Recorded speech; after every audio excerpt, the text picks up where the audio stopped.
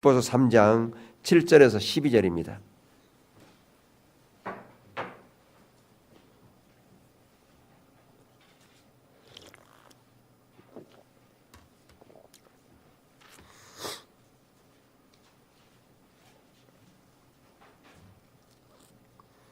한 절씩 교독합니다.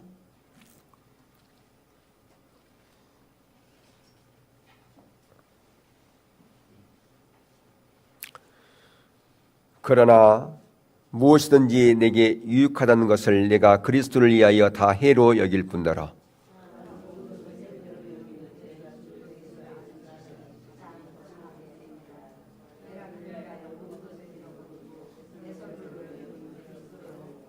그 안에서 발견되려 함이니 내가 가진 의는 율법에서 나는 것이 아니요 오직 그리스도를 믿음으로 말미암은 것이니 곧 믿음으로 하나님께로부터 난 의라.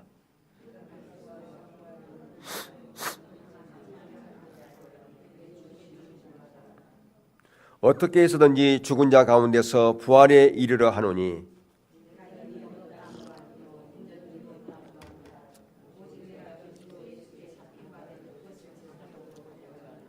아멘. 지금 우리는 하나님을 찾는 삶에 대한 부분을 살펴보고 있어요. 하나님을 찾는 삶이라고 하는 것은 하나님의 얼굴을 구하는 삶이요 하나님 자신을 찾는 삶이다, 그렇게 말씀을 드렸어요.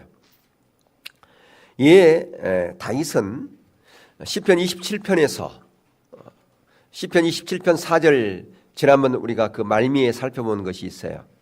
내가 여호와께 바라는 한 가지 일 그것을 구하리니 곧 내가 내 평생에 여호와의 집에 살면서 여호와의 아름다움을 바라보며 그의 성전에서 사모하는 그것이라. 그러니까 다윗은 그가 왕이었음에도 불구하고 하나님을 앙망하는 자리에 항상 있기를 원했어요. 하나님을 아는 사모함이 있었다 그 말이에요. 근데 그 하나님을 아는 그것이 그의 삶의 여러 가지 일 중에서 하나도 아니요 첫 번째도 아니요 그가 가지고 있던 유일한 한 가지 열망이었다, 그렇게 고백하고 있었죠. 우리가 지난번 주에 그 주보에 그 5가지가 있었단 말이에요. 그 짤막한 구절이지만 거기서 어떤 것이 있었어요? 첫 번째가 한 가지 일이었다. 그래서 영어 성경도 원문도 그렇고 one thing 먼저 나와요. 한 가지 일, 그게 중요한 거니까. 그 한 가지 일이 뭐냐? 하나님을 아는 것이 지속적인 열망이었다. 언제부터? 과거로부터 앞으로 계속 미래까지 그럴 것이다. 그러니까 그 두 가지가 마음의 자세예요.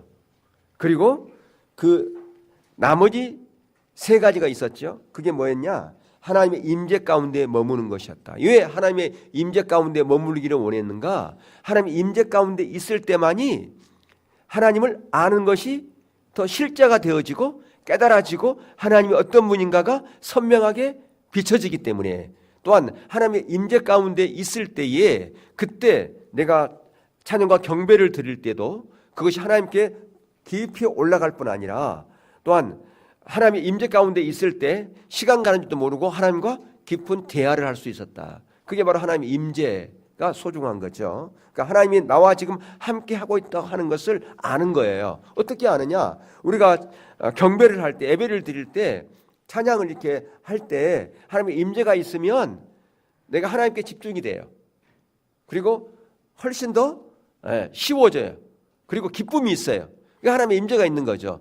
설교자인 저 입장에서도 하나님의 임재가 강력하게 있으면 설교가 쉬워요. 전하기가 쉬워요. 그리고 하나님의 임재 가운데 있으면 성도들이 더 집중해요. 하나님의 은혜가 함께하기 있기 때문에. 그러니까 하나님의 임재라고 하는 것은 하나님의 은혜가 우리와 함께하고 있다는 증거입니다. 하나님의 임재가 우리 가운데, 하나님의 은혜가 함께 있으면 성도들도 더 초롱초롱하게 말씀을 들어요. 여러분들 보통 이 애식장에서 우리가 그 결혼 애식을 하면 안 믿는 사람들도 많이 오고 또 사람들이 거기서 뭐 얘기하고 대화하고 막 그러잖아요. 근데 하나님의 임재가, 하나님의 은혜가 있으면 그 믿는 사람들도 조용하게 설교에 집중을 합니다. 왜 그럴까?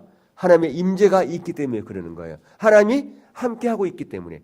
그러니까 하나님이 함께하고 있다는 증거죠. 근데 하나님이 함께하고 있지 않으면 딴 생각하고 다른 거 하고 예배 시간에 핸드폰 만지고 그랬습니다. 예. 그 다음에 네 번째가 하나님의 아름다움을 바라보는 것이다. 그러니까 하나님이 어떤 뭔가를 실제로 알기 때문에 하나님을 집중하게 돼 있다고 하는 것입니다. 그리고 더 나아가서 하나님이 여러 가지를 말씀하실 때 그걸 들을 뿐 아니라 내가 또 하나님께 묻고, 예, 이런 실질적인 자리에 있게 되는 것. 그게 바로 시편 27편 4절에서의 말씀이에요. 근데 오늘은 이제 이 부분을 이제 5가지로 요약하는 부분을 다 살펴보지는 않는데 주보에 이렇게 했어요. 거기에 보면 이 시편 27편 4절에서 우리가 볼 수 있는 그 내용이 뭐냐? 5가지란 그 말이에요. 뭔가 한번 읽어볼까요? 하나님의 얼굴 구하는 것은 하나님을, 예, 한번 읽어보세요. 시작. 우리 인생의 유일한 목표와 목적이 되는 삶으로부터 시작합니다. 두 번째, 얼굴을 구하는 것은 하나님의 임재 가운데 머물기를 열망하는 것입니다. 세 번째, 하나님의 얼굴을 구하는 것은 하나님의 영광을 보기를 열망하는 것입니다. 네 번째, 하나님의 얼굴을 구하는 것은 하나님의 뜻, 길과 목적을 알아 그 가운데 행하기를 열망하는 것입니다. 예, 그래서 오늘은 첫 번째 부분을 살펴보려고 그래요. 하나님의 얼굴을 구하는 것은 하나님을 아는 것이 우리 인생의 유일한 목표와 목적이 되는 삶이다라고 하는 이 부분을 살펴볼 겁니다. 그러니까 다윗이 그의 인생의 한 가지 일, 예, 그게 뭐였느냐? 하나님을 아는 것인데 그것이 지속적인 열망이었다. 이 두 가지에 대한 부분을 여기 함축적으로 말씀하고 있는 것을 볼 수가 있는데요. 바울도 마찬가지였던 것을 볼 수 있어요. 바울도 고린도전서 2장 2절에 보면 이런 고백을 해요. 내가 너희 중에 예수 그리스도와 그의 십자가에 못 박히신 것 외에는 아무것도 알게 아니하기로 작정하였습니다. 근데 복음을 전하는 것 얘기하면서 이 고백을 하거든요. 무슨 고백이냐? 내가 너희 중에서 예수 그리스도, 너희 중이라고 하는 것은 언제를 얘기하냐면 아테네에 있을 때, 아덴에 있을 때 얘기하는 거야. 아덴에 있을 때, 예, 제가 잘못 말했네요. 아덴에 있을 때가 아니라 고린도에 있을 때 얘기하는 거예요. 예, 그러니까 아덴에서 복음을 전하고 이제 어디로 왔냐면 고린도로 왔어요. 근데 아덴에서 그가 복음을 전할 때 오랫동안 복음을 전했던 것 같아요. 어떻게 하느냐면 그가 새 집을 얻었거든요. 여러분, 새 집을 얻으면 보통 뭐 얼마 정도 기거하려고 새 집 얻을까요? 예, 그렇죠. 1년 이상이죠. 그죠? 예, 정답을 말씀하셨어요. 새 집을 얻었다는 것은 1년 이상 있으려고, 예, 했다는 거예요. 그러니까 거기서 오랫동안 복음을 전했는데 별로 믿는 사람이 없었어요. 그게 왜 그랬을까? 그가 이제 고린도 와가지고 그걸 알게 됐어요. 그러면서 그 고백하는 겁니다. 내가 이제는 복음을 전하는 데 있어서 십자가에 달리신 그분 외에는 내가 알지 아니하기로 작정했다. 근데 여기서 복음을 전하는 거 얘기하면서 알지 아니하기로 이런 단어를 썼어요. 원래 이 문맥으로 하면 내가 십자가에 달리신 그분 외에는 전하지 아니하기로 작정했다. 그렇게 얘기를, 그래야 맞잖아요. 내가 이제 복음을 전하는 데 있어서는 십자가에 달리신 예수 그리스도 그분 외에는 내가 전하지 않기로 작정했다. 그렇게 해야 되는데 거기다 어떤 단어를 썼어요? 십자가에 못 박히신 외에는 아무것도 알지 아니하기로 이 단어를 썼다 그 말이에요. 그리고 거기 앞에 못 박히신 것, 그러니까 좀 이해가 안 가잖아요. 못 박히신 그분 그래야 돼요. 그래야 번역이 매끄러워요. 왜? 남성 명사거든요. 헬라어의 남성 명사를 우리는 우리말 성경에는 중성 명사로 번역을 해버렸어요. 그러니까 원래는 십자가에 달리신 그분 외에는 이렇게 해야 돼요. 그분이 누구예요? 예수님 외에는 내가 알지 아니하기로 작정했다. 그렇게 고백했다 그 말이에요. 왜 그랬을까? 내가 그분을 아는 것이 얼마나 소중한가를 그는 깨달았어요. 나중에. 자, 그는 아덴에서 복음을 전할 때에 어떻게 전했느냐? 그때 에쿠르스 학파라든가 뭐 이런 학파들이 그때 있었단 말이에요. 철학의 도시가 아덴이잖아요. 그러니까 그 철학의 도시, 그 철학자들과 서로 대화를 할 때에 바울은 전혀 꿀리지가 않았습니다. 왜? 그는 공부를 많이 했던 사람이에요. 철학을 공부했던 사람입니다. 예, 오늘날 말하면 박사 학위 이상을 공부했던 사람이었어요. 그래서 그들과 이렇게 서로 대화하면서 자기가 갖고 있는 지식이라든가 경험이라든가 이런 어떤 논리라든가 이런 것을 모두 동원해서 그들과 대화를 했어요. 그러니까 그들이 바울에게 붙여준 별명이 하나 있었어요. 뭐였어요? 혹시 아시는 분이 계세요? 말쟁이. 바울이 뭐였다고요? 말쟁이. 여러분 어떤 사람에게 말쟁이라는 별명을 붙여줄까요? 말 잘하는 사람. 그러니까 아주 말을 잘했다는 거죠. 아주 논리정연하게 그 철학자들과 이렇게 얘기를 할 때 그들을 능가했다는 거예요. 그들을 압도했다는 겁니다. 바울이 가지고 있던 그 학식을 가지고 그 논리를 가지고 갖고 있는 그 철학의 지식을 가지고 그 아테네에서 활동하고 있는 그 철학자들을 압도했다는 거예요. 그러니까 그 철학자들이 바울에게 말쟁이라고 하는 그 별명을 붙여줬어요. 근데 거기서 별로 복음을 증거했지만 성과가 없었다 그 말이에요. 그래서 이제 그가 고린도 지역으로 오면서 깨달은 것은 뭐냐? 내가 갖고 있는 논리로 내가 갖고 있는 아는 지식 가지고 그것을 전하는 것은 별로 효과가 없구나. 왜 내가 실패했을까? 하나님의 능력, 주님의 자원, 그걸 의지하지 아니하고 내 학식과 내 자원을 의지해서 복음을 증거했더니 실패할 수밖에 없었구나. 이제는 내 자원 다 포기하고 내 지혜 다 포기하고 하나님의 지혜만을 구해야 되겠구나. 그걸 알았다 그 말이에요. 근데 그 지혜를 구하려고 그 지혜를 의지하는 데 있어서 가장 첫 번째가 뭐냐? 예수님을 아는 것이다 그 말이에요. 하나님을 알아야, 예수님을 알아야 그분의 지혜가 내 지혜가 되는 거고, 그분의 능력이 내 능력이 되는 거고, 그분의 자원이 내 자원이 되는 거라 그 말이에요. 그러니까 그분을 알지 못하면 그분의 능력이 내게 못 돼요. 근데 일반적인 우리의 신앙적인 이해는 뭐냐? 제가 예전에 그랬어요. 신학교 다닐 때 기도했어요. 열심히 기도했어요. 왜 기도했을까요?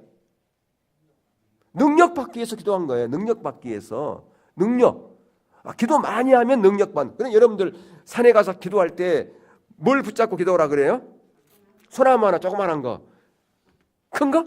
큰 건 안 뽑히니까 작은 거 하나 해서 뭐 하라는 거예요? 그게 뽑힐 때까지 하라는 거 아니겠어요? 그만큼 하나님의 능력을 구하라는 거 아니에요? 뭐 때문에 능력 구하냐? 그 능력이 와야 사역이 확장되어지고 거기에 하나님의 뒷받침이 있다. 그거 아니겠습니까? 근데 바울은 그렇게 하지 않았어요. 바울은 어떻게 했냐? 하나님을 아는 것. 왜? 하나님을 아는 것. 그것이 바로 하나님의 자원을 의지하는 첫걸음이라고 하는 것을 알았기 때문에 성경은 그렇게 얘기하고 있어요. 근데 우리는 신앙의 이해를 어떤 의식적인 걸, 율법적인 이런 사고로 이해를 한다 그 말이에요. 뭘 열심히 뭐 한 대가로 거기서 뭐가 하나님의 은혜가 내게 주어질 거라고 생각을 한다 그 말이에요. 이게 뭐냐? 율법주의라 그 말이에요. 예, 그게 바로 거짓 신앙이다라고 하는 것이죠. 지금 이 바울이 지금 이 고백을 할 이 시기에는 바울의 앞에 전 세계가 열려지고 있었습니다.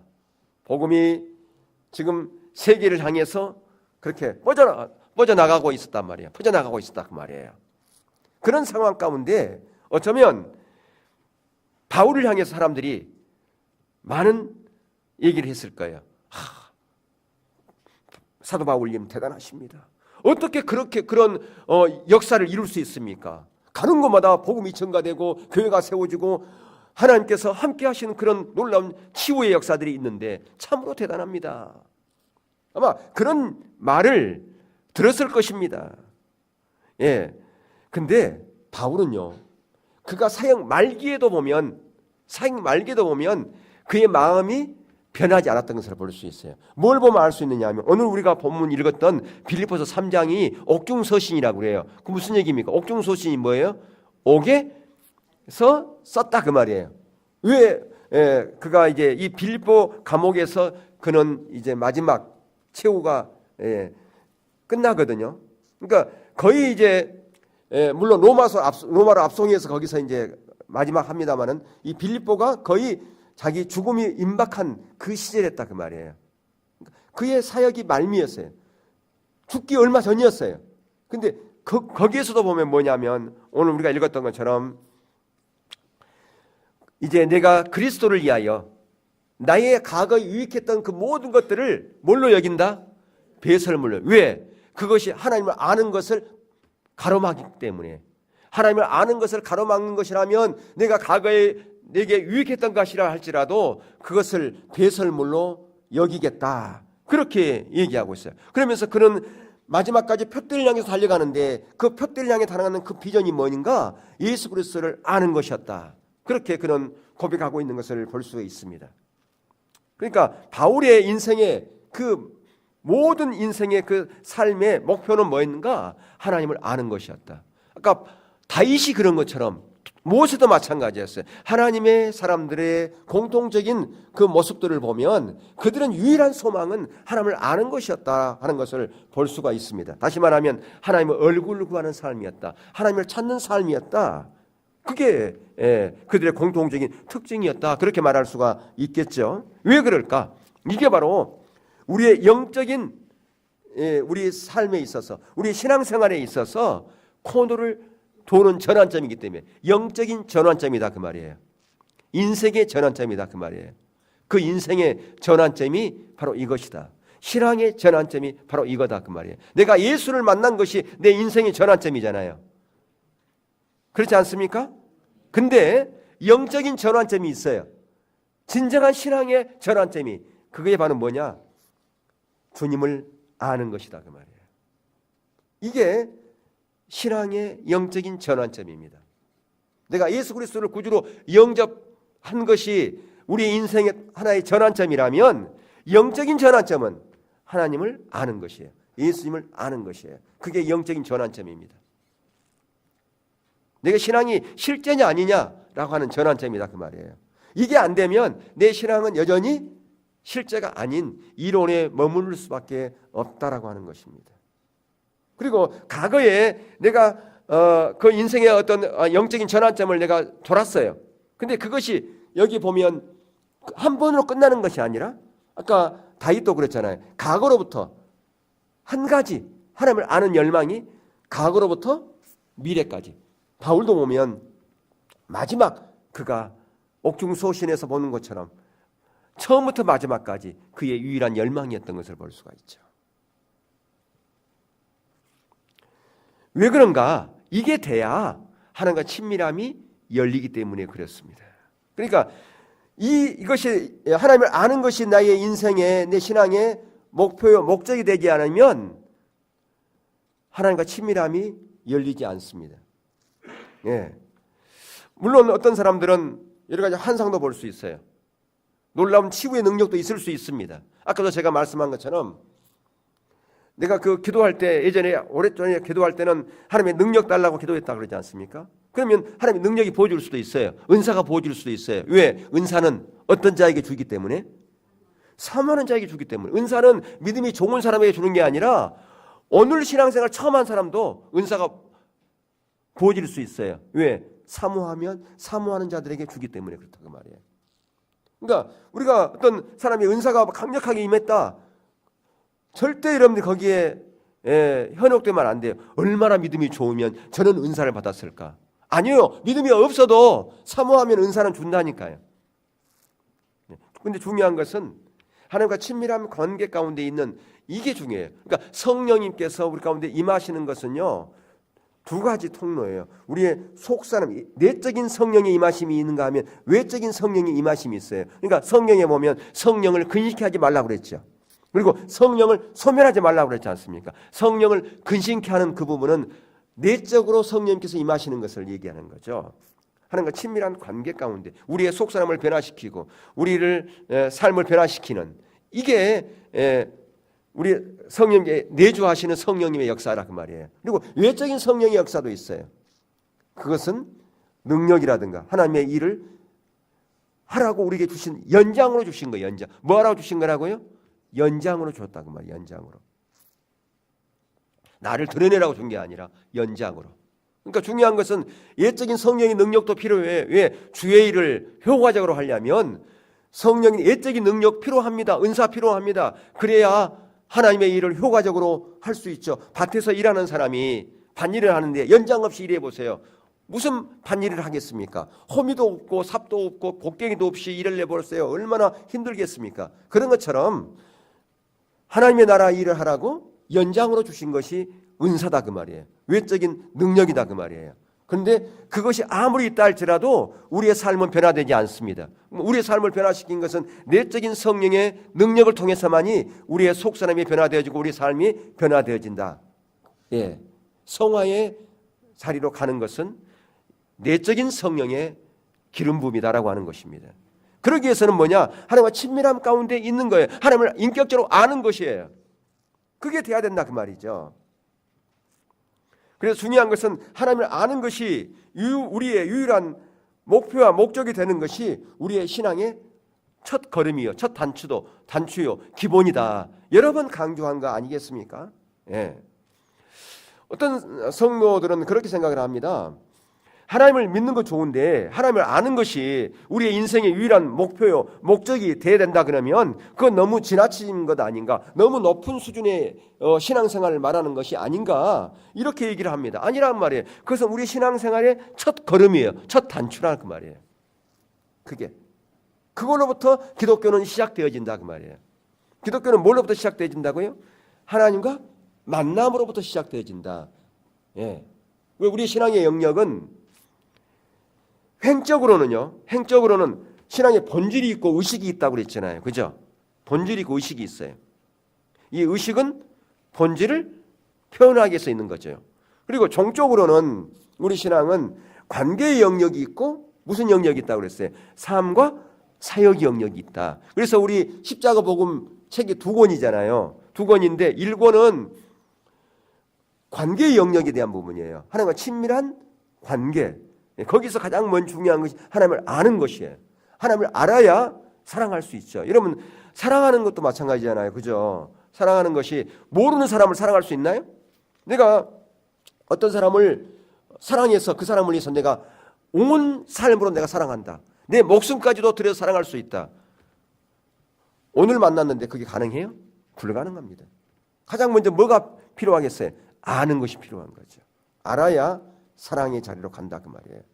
그게 관계의 영역이란 말이에요. 그 관계의 영역에서 뭐가 나오느냐? 우리의 삶과 사역의 영역이 나오는데 그 2권이 어떤 내용이 써 있느냐? 우리가 삶과 사역에서 하나님을 경험하는 길에 대해서 2권이 있잖아요. 그래서 거기에 가장 먼저 은혜에 의한 삶, 말씀에 의한 삶, 성령에 의한 삶, 십자가에 의한 삶, 믿음에 의한 삶 이런 부분이 나오지 않습니까? 그러니까 우리 삶에서 하나님을 경험하는 거죠.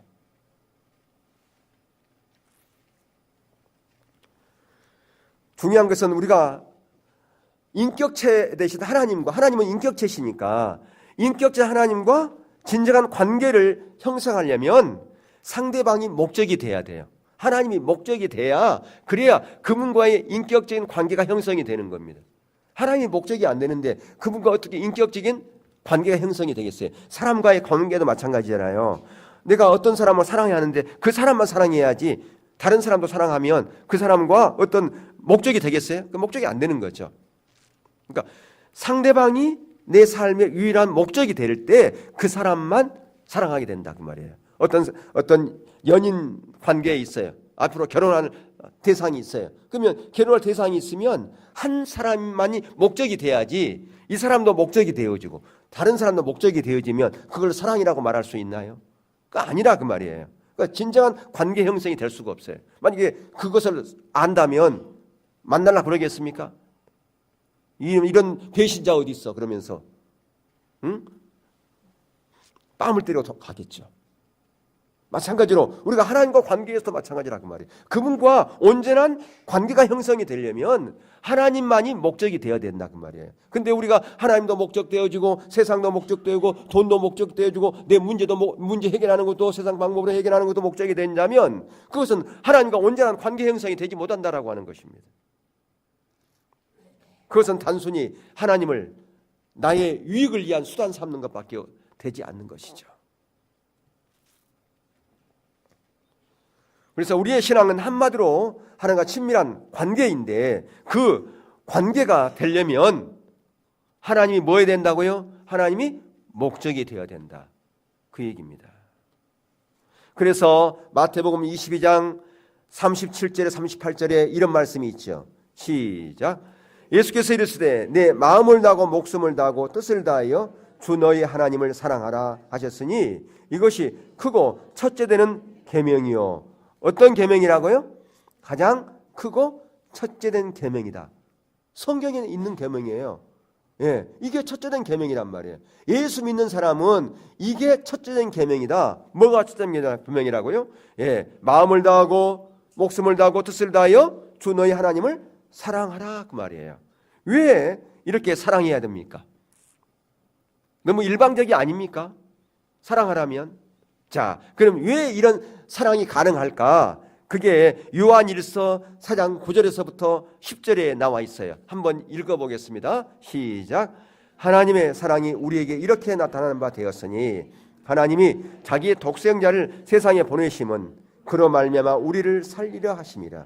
사랑은 여기 있으니 우리가 하나님을 사랑한 것이 아니요 하나님이 우리를 사랑하사 우리 죄를 속하기 위하여 화목 제물로 그 아들을 보내셨습니다. 아멘.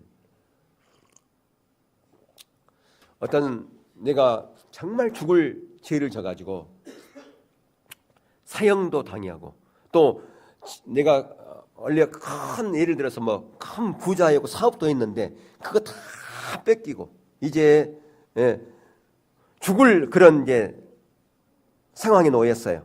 그런데 어떤 사람이 죽음을 면하게 하고 다시 그 재산을 다 회복시켜 줬어요. 그러면 그 사람이 은인이잖아요. 그죠? 그러면 그 사람에 대해서 어떻게 할까요? 함부로 대할까요? 예, 정말 지극정성으로 그분을 섬길 거예요. 근데 지금 이 얘기가 무슨 얘기냐면 우리가 원래 죽을 자였어요. 그 얘기는 뭡니까? 우리는 지옥불에 떨어져 가지고 영원히 그 지옥 백성 될 수밖에 없는 존재였다 그 말입니다. 그것도 하루 이틀도 아니고 영원히 그냥 유황불에서 거기서 뜨거워 가지고 어쩔 줄 모르고 이러면 지옥 한번 생각해 보세요. 거기서 그냥 던져져 가지고 거기서 고통받고 있는 그런 존재였다 그 말이에요. 하루 이틀도 아니고 영원히 그 지옥 거기서 고통받는 생각해 보세요. 그런데 하나님이 우리를 너무너무 사랑해서 자기 아들을 독생자를 대신 죽게 하셨다 그 말이에요. 우리를 그렇게 회복시키려고. 그리고 단순히 지옥에만 안 가는 게 아니라 어느 백성 삼기 위해서? 천국 백성 삼기 위해서. 천국에서 영원히 살 수 있는. 이러면 천국은 이 땅에서 고통, 질병, 아픔 아무것도 없는 곳이 천국이잖아요. 그죠? 그곳에서 영원히 살 수 있도록 만들었다 그 말이에요. 그런 은혜를 베푸셨어요. 얼만큼 우리를 사랑했기 때문에 독생자 예수 그리스도를 아낌없이 내어줄 만큼 우리를 사랑했다 그 말이죠. 그런 사랑을 우리가 안다면 마음을 다하고 목숨을 다해서 하나님을 사랑할 수 있을까요? 없을까요? 있지요. 근데 왜 못하느냐? 이게 안 되기 때문에. 이 하나님의 사랑을 모르기 때문에. 내가 어떻게 해서 내가 구원받았는지를 모르기 때문에. 내가 원래는 어떤 인간인데 하나님의 큰 은혜로 하나님의 사랑을 받아가지고 내가 지금 천국에서 영원히 살 수 있는 그런 존재가 됐다는 것을 모르면 하나님을 이렇게 마음을 다해서 사랑할 수 없다 그 말이에요. 그게 실제가 안 되기 때문에. 단순히 뭐기 때문에? 이론이기 때문에. 그러니까 이론에 머물러 있으면 우리가 마음을 다해서 목숨을 다해서 하나님을 사랑하는 그런 자리로 못 간다 그 말입니다. 그래서 대가 지불이 안 되는 거예요. 내게 유익되면 내가 순종하고 내게 유익이 안 되면 그냥 적당하게 한다 그 말이에요. 예, 여러분 보세요. 예수님이 진정한 보화라고 하는 것을 안다면 우리가 그냥 있지 않을 거였어요. 그래서 마태복음 13장에는 천국 비유가 나오고 있어요. 거기서 이 감추인 보화 비유가 나오잖아요. 마태복음 13장 거기 보면 천국은 마치 밭에 감추인 보화 같으니 사람이 이를 발견하는 숨겨두고 기뻐하여 돌아가 자기 소유를 다 팔아 그 밭을 사느니라. 그러니까 이 당시는 전쟁이 많은 시대였단 말이에요. 그러니까 보물이 있으면 집에다가 숨길 수가 없어요. 왜? 전쟁 나가지고 적들이 오면 다 뺏겨버리잖아요. 그죠? 그럼 어디다가 숨겼을까요? 밭에다가 숨겼는데, 근데 이제 밭에다 숨긴지를 이제 그걸 인식하고 있었을 건데, 그 사람이 전쟁통에 나가 죽었거나 뭐 이렇게 해가지고 그냥 그 밭에 그냥 한 오랫동안 묻혀 살아 있었어요. 그런데 어느 날 그 밭을 빌려서 일궜던 사람이 밭을 갈다가 그 보화를 발견한 겁니다. 그러니까 너무너무 좋은 거예요. 그래서 물어본 거죠. 당신 뭐 밭에 뭐 아무것도 없지요? 그러니까 없다고. 그래요. 그러면 그 밭 나에게 팔으라고. 그래가지고 자기 모든 소유로 그 밭을 샀다 그 말이에요. 지금 그 얘기하고 있거든요. 무슨 얘기냐 그러면, 하나님 나라는 이렇게 보화처럼 값진 것이다 그 말이에요. 근데 우리가 그것을 이미 소유했어요, 안 소유했어요? 소유했단 말이에요. 하나님 나라는 이처럼 그냥 소유한 게 아니다 그 말이에요. 소유했죠, 여러분들. 소유했는데 그냥 소유되는 게 아니라 자기의 모든 것으로 사는 것이다 그 말이에요. 그러니까 여러분이 좀 소유했잖아요. 그러면 여러분의 모든 것으로 사야 된다 그 말이에요. 아낌없이 그분을 사랑하는 것은 어떤 내가 자리에 있어도 대가 지불하고 그분의 말씀에 순종하는 자로 가야 된다. 그 얘기입니다. 그 천안의 그 등대교 김창일 목사님이 뭐 한 달 동안 많이 힘들었다고 그러더라고요. 그래서 이제 얼마 전에 제가 얘기하는데 정말 힘들었대요. 왜 힘들었어요? 그랬더니 성도들이 20명이 나가가지고 한 달 동안 뭐 한두 달 동안 힘들었다는 거예요. 근데 왜 그렇게 나가버렸어요? 그랬더니 교회를 건축하는 바람에 나갔대요. 그래서 이거 잘 나갔다고 그랬어요. 왜 잘 나갔다고 그랬을까요? 걸음이 살되지 않지 않냐고. 괜히 그런 사람들이 있으면 오히려 그 교회가 안 세워집니다. 맨날 반대만 하고. 잘 나간 내 말을 좀 하나님 죄송합니다. 근데 그분들이 뭐 교회 따라한 거 아니고 다른 교회 갔을 거 아니겠어요, 그죠? 그러니까 오른쪽에 있는 것을 왼쪽에 있는 이걸 가지고 오른쪽에 옮긴 것밖에 없어요. 하나님의 관점에서는, 그죠? 근데 그들이 왜 떠났을까요? 대가 지불 하기 싫었어. 그러니까 그것은 한편으로 뭐예요? 하나님을 사랑했다는 거 안 했다는 거예요? 하나님 사랑 안 했다는 거죠. 하나님을 사랑하면 온 마음으로 사랑하는데 모든 걸 사랑하고 그러는데 하나님의 사랑을 모르는 거죠. 그러니까 대가 지불이 안 되는 거죠. 왜 신앙생활 하느냐? 자기 유익을 위해서 신앙생활 하는 거죠. 하나님의 목적이 아니다 그 말이죠. 이 땅에서 영원히 살 것처럼 그렇게 신앙생활 했다는 거죠. 언젠가는 우리가 하나님 앞에 갔을 때 너 그때 왜 교회 옮겼냐 물어보면 뭐라고 그랬을까요? 헌금하기 싫어가지고요. 잘했다 그랬을까요? 그래서 중요한 우리 신앙은 하나님 안에, 예수님 안에 그 값진 보화가 있다고 하는 것을 발견하는 것부터 시작되는 거예요. 여러분 가이사랴 빌립보에서 그 베드로와 그 예수님과의 대화가 있습니다.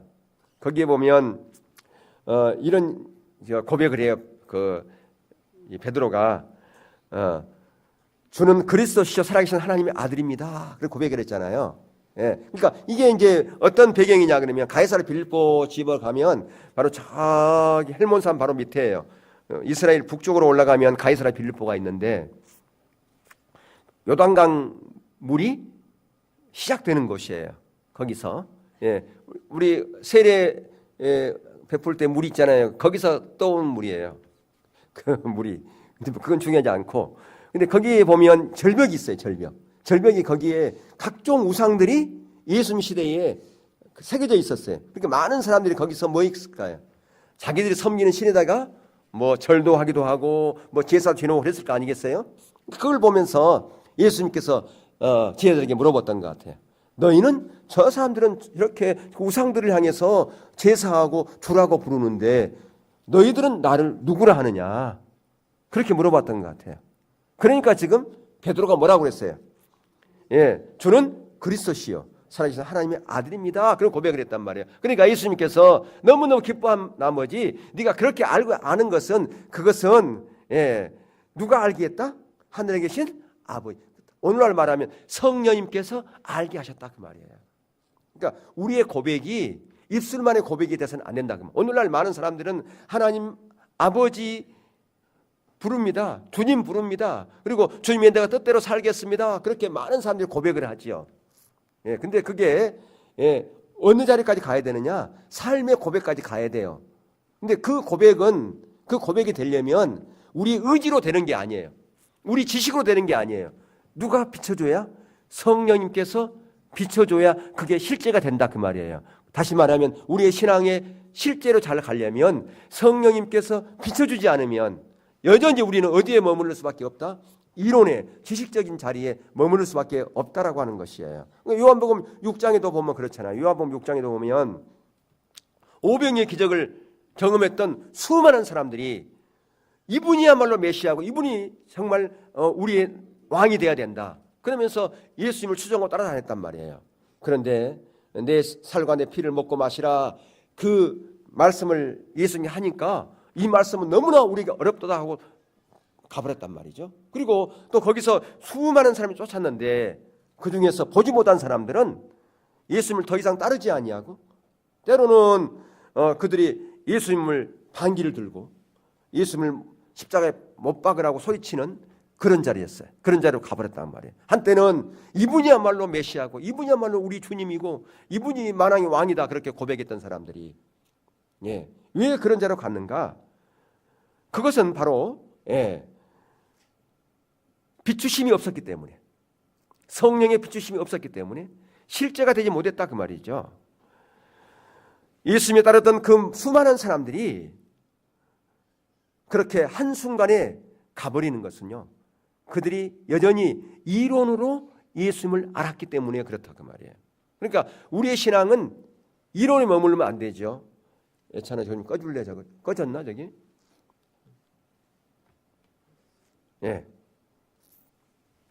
그러니까 진정한 보화를 발견하는 것은 성령님께서 빛을 비춰주지 않으면 볼 수가 없어요. 성령님께서 조명해 주지 않으면 볼 수가 없어요. 그러면 어떤 자들에게 보게 하느냐?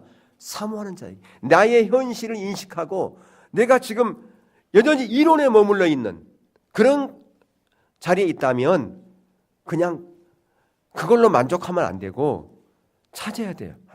하나님 내가 신앙이 실제가 되지 못하기 때문에 하나님 앞에 내가 은혜를 구하여 서겠습니다. 그렇게 가야 된다 그 말이에요. 그럴 때 하나님께서 힘을 주시고요. 내 모든 삶 가운데 개입하세요.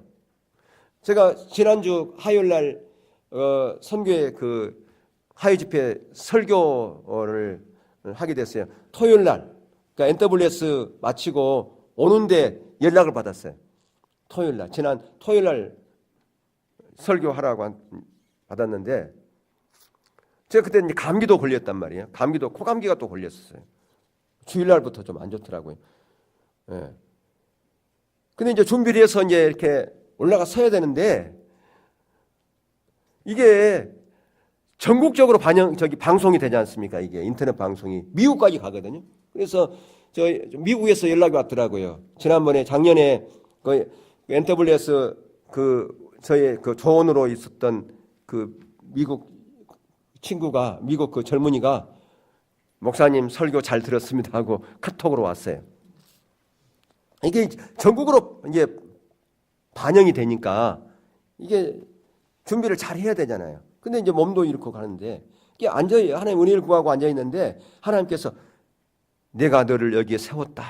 그런 마음을 주시고 내가 너에게 힘을 줄 거다. 그런 감동을 주세요. 근데 올라가 섰는데 뭐 감기 이거 좀 불편한 거 있었어도 별로 힘들지가 않았어요. 하나님께 담대함을 주시고요. 이게 뭐냐? 하나님의 은혜라고 말해요. 하나님의 은혜가 있으니까 그게 가능한 것이지. 내 몸 상태는 불가능하지만 하나님께서 은혜를 주시니까 하나님께서 하신 거라고 말해요. 그건 왜 그런가? 은혜를 구했기 때문에. 내가 안 되게 내 지금 안 되니까 하나님 도와주세요. 하나님께서 함께하지 않으면 안 됩니다. 그런 간절함 가운데 우리가 은혜를 구하면 하나님께서 은혜를 주시게 돼 있다 그 말이에요.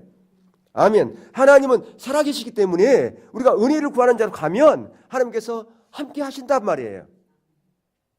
근데 내가 지금 상황이 지금 하나님과 실제적인 관계 가운데 있지 못하고 내가 여전히 이론적인 그런 자리에 머물러 있고 내가 실제되지 못한 가운데 있음에도 불구하고 그거에 대해 불편함도 없고 나는 그냥 이렇게 살 거야. 그런 자리에 있으면 사모하지도 않고 은혜도 구하지 않지요. 그러면 여전히 10년이 가고 20년이 가도 그 자리에 머무를 수밖에 없다 그 말이에요. 하나님은 그걸 원치 않지요. 여러분 뭐 자녀들 키우는데 자녀가 이제 시간이 지나면서 자라야 되는데 안 자라는다면 부모들이 얼마나 마음이 힘들어요. 그죠? 하나님께서 마찬가지다 그 말이에요. 우리의 신앙이 살아나야 되는데 여전히 10년 전이나 5년 전이나 똑같은 그 자리에 있다면 하나님이 우리를 보시면서 얼마나 안타까워하겠냐 그 말입니다.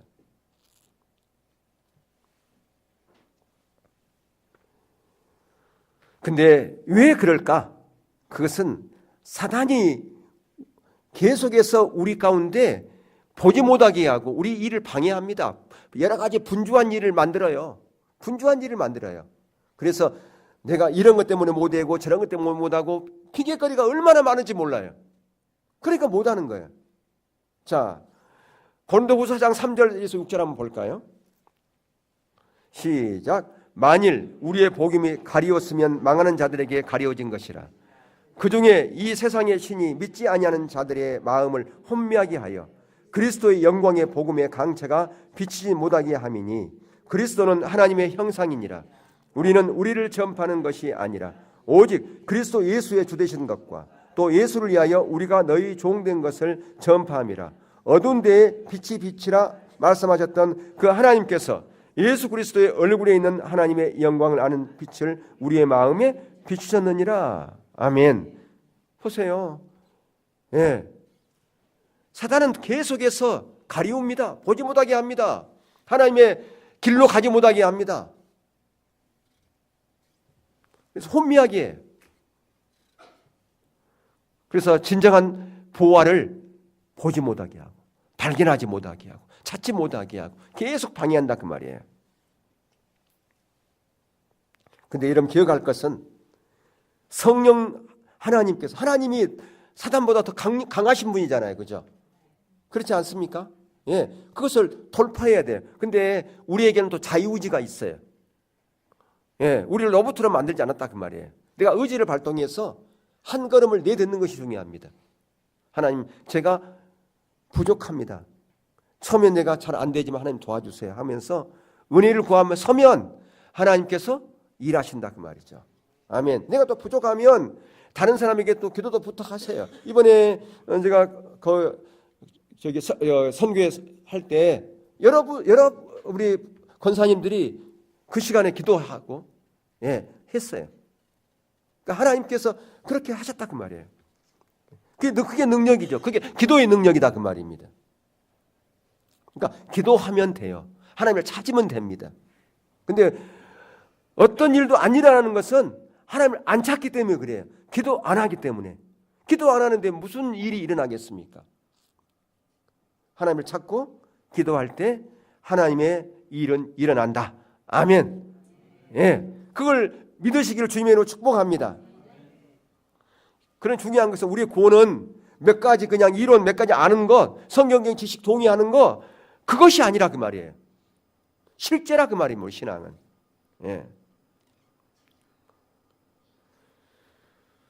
그래서 하나님의 보화를 우리 모든 곳으로 사는 자리에 있기를 주님으로 축복합니다. 그렇기 위해서는 사도 바울이 고백한 것처럼 보세요. 빌립보서 3장 8절 한번 오늘 본문 읽어볼까요? 시작. 또한 모든 것을 해로 여김은 내 주 그리스도 예수를 아는 지식이 가장 고상하기 때문이라. 내가 그를 위하여 모든 것을 잃어버리고 배설물을 여김은 그리스도를 얻고. 예. 과거에 자기의 유익했던 것들이 정말 있었어요. 자기 지식, 자기의 경험, 자기의 지위. 예. 바울은 그의 지위가 어떤 지위였었습니까? 그는 로마 시민권을 갖고 있던 사람이에요. 가말리엘 문화에서 공부했던 사람입니다. 바리새인 중에 바리새인이었습니다. 베냐민 집 왕족이었습니다. 그런데 그 모든 것을 왜 버렸느냐? 그걸 붙잡고 있으면 예수 그리스도를 아는 것을 방해하기 때문에, 값진 보화를 발견하는 것이 방해되기 때문에, 값진 보화를 추구하는 것이 방해되기 때문에 그 모든 것을 배설물처럼 여겼다 그 말입니다. 우리의 삶 가운데 하나님을 향한, 하나님을 추구하는 것을 방해하는 것이 있다면 그것을 가감하게 뭐 해버려야 된다? 버려버려야 된다라고 하는 것입니다. 그래야 값진 보화 되신 주님이 내 안에 오셔서 내 모든 삶을 주관하십니다. 주도해 가십니다. 그분이 진정한 내 주인이 된다 그 말씀이죠. 예, 거기서 우리의 삶이 가능해지는 거예요. 그게 내 모든 삶이 가능해집니다. 네가 직장 생활이든 아니면 사업이든 그 모든 것은 거기서부터 시작되어진다 그 말이에요. 가정도 마찬가지입니다. 가정도 주님이 오셔서 주도권을 잡고 행사해야 그게 진정한 그리스도의 가정이 되는 것이죠. 부모가 자녀들을 양육할 때도 마찬가지입니다. 그게 우선이라 그 말이죠.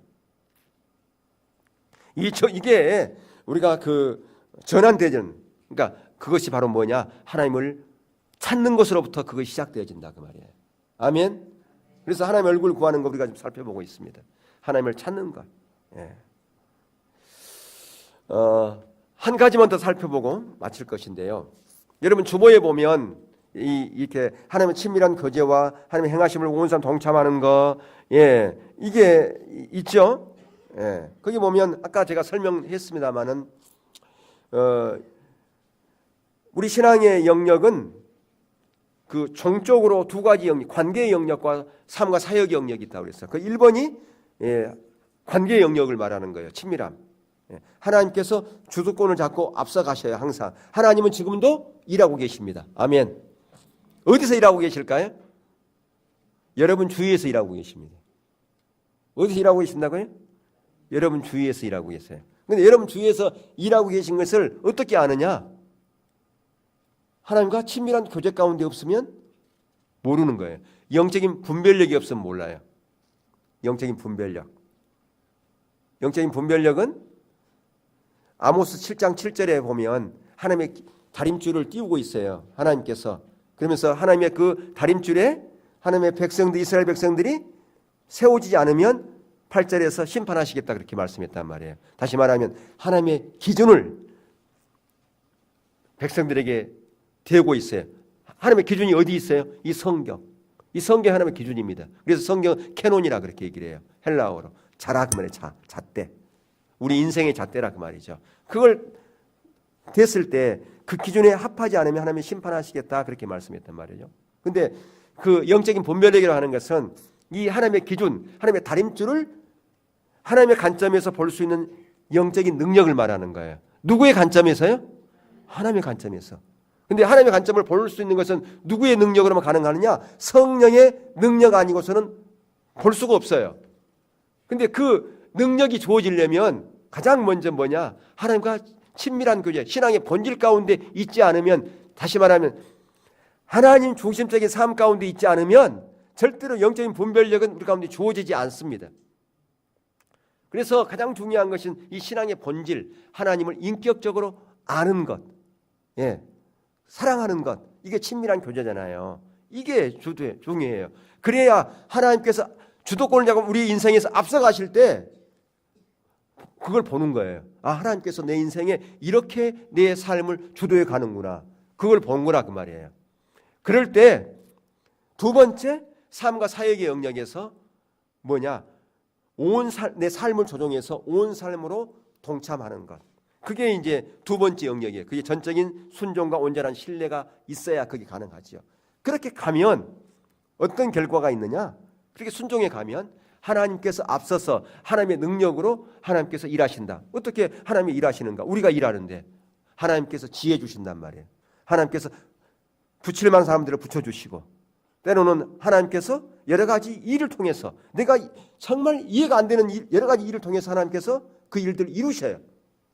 예, 그게 바로 하나님께서 일하시는 방법이에요. 그러니까 이렇게 우리가 순종해 가면 우리 사이즈의 크기가 아니라 누구의 사이즈의 크기예요? 하나님 크기의 일을 하나님께서 이루신다 그 말이에요. 그러니까 진정으로 우리 인생에서 의미 있고 하나님 크기의 사이즈의 일을 이루는 일은 하나님께 주도권을 가지고 앞서가실 때에 우리의 삶을 조종하여 순종할 때만이 일어난다 그 말입니다. 우리의 자원으로도 얼마든지 일할 수 있죠. 열심히 하면. 근데 그것은 하나님의 살 수 있는 일들은 아니라는 거예요. 하나님께서 저와 여러분을 그런 자리로 우리를 인도하고 계신다 그 말이에요.